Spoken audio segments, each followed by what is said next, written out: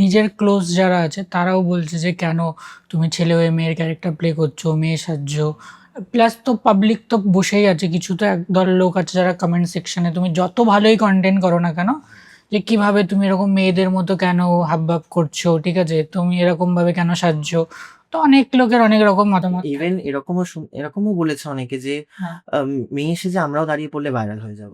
Exactly, হ্যাঁ। But তার পিছনের যে হার্ড ওয়ার্কটা কেউ দেখে না, যে শুধু মেয়ে সেজে দাঁড়িয়ে তো পড়ছি না আমরা। হুম, মানে ওটাই, মানে বলার জন্য তো অনেকে বলতেই পারে, ঠিক আছে, ফেক অ্যাকাউন্ট বানিয়ে ডিপি নেই হয়তো সেই প্রোফাইলে, কিচ্ছু নেই, কমেন্ট করে বেরিয়ে চলে গেল। এবার বক্তব্য হচ্ছে যে আজকে ধরো কোনো একজন ইয়াং ক্রিয়েটার যারা তোমাদেরকে ফলো করে, আমাদের পডকাস্টটাও দেখছে, তাদের জন্য এমন কি তুমি বলবে, বা তাদের জন্য এমন কিছু ইন্সপায়ারিং ঘটনা যেটা তুমি শেয়ার করতে চাও, যে যতই সোশ্যাল ট্যাবু থাকুক না কেন, ঠিক আছে, তোমাকে ওই ব্যারিয়ারটা থেকে বেরোতে হবে।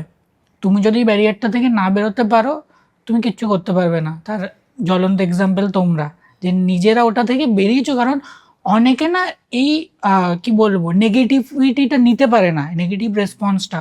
অনেকে তারা বাজে কমেন্ট আসলে ডিলিট করে দেয়, মানে নর্মালি কেঁদে ফেলে অনেকে, Delete এ করে বাবা দেয়। এটা কি করে বললো, হ্যাঁ, মানে হাইড করে দেয়, ডিলিট করে।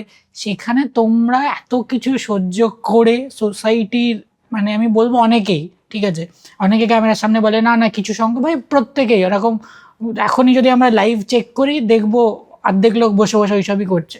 তো তোমরা এটা কিভাবে ওভারকাম করেছো? মানে তোমাদের পার্সোনালি কোনো সময় হার্ট ফিল হয়নি যে?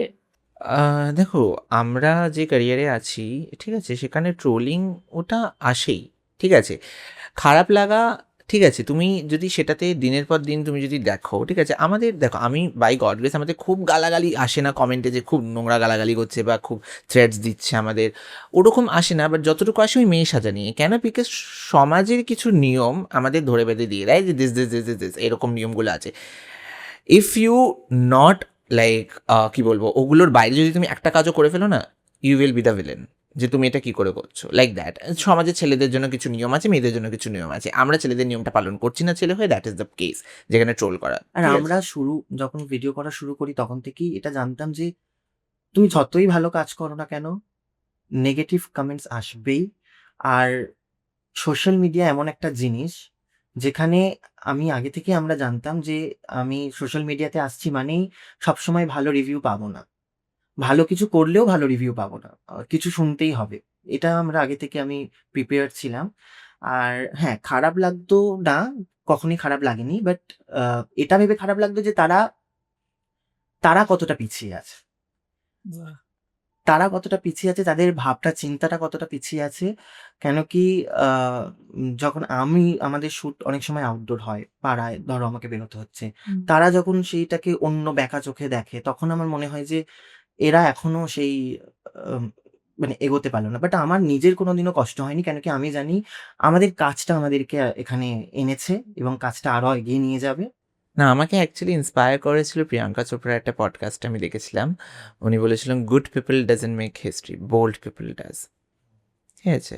তার মানে কি, আমি সোশ্যালটাল নর্মসগুলো, সমাজের নিয়মের মধ্যে থেকেই যদি আমি করি যে আমি এটা করব না, এটা করলে আমার ভয় যে মানুষ আমাকে উল্টোপাল্টা কথা বলবে, এরকম করলে আমরা এগোতে পারবো না। কেন? বিকজ মানুষ তোমাকে যতই তুমি এগো না কেন লাইফে, মানুষ তোমাকে সবসময় নিচে নামানোর জন্য একজন থাকবেই।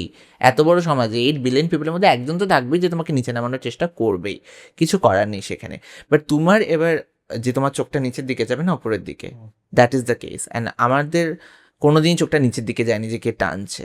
আমাদের ছিল যে আমরা আরও কটা স্টেপ নেব। বিকজ আমার মনে হয় ট্রোলাররা বসে আমাকে একটা বাজে গালাগাল লিখলো বা একটা কমেন্ট করলো, যতটা টাইম লাগলো তাতে আমি এখানে একটা পডকাস্ট দিলাম, কালকে গিয়ে আমি আরও একটা কাজ করে নেব। এবং আমার এখন এসে আমার মনে হয় যারা আমাদেরকে ট্রোল করছে, আমি নিজেই সেই কমেন্টস গুলো দেখি আর আমি এনজয় করি যে তার কত সময় আছে আমাদেরকে ভেবে সেই কমেন্টসটা লিখছে। এক্স্যাক্টলি। তো যারা কন্টেন্ট ক্রিয়েটর হতেও চায়, তুমি যেটা বললে যে যদি কোনো এরকম মানুষ দেখে পডকাস্টটা, আমি একটাই কথা বলবো যে be bold, be unique and be positive always. এরকম জিনিসপত্র ভেবে এত কিছু ভেবে এগোনো যাবে না, ঠিক আছে? নিজে ক্রাফটের ওপর বিলিভ রাখতে হবে। I am good at it, I am best at it, I will do it, that's it.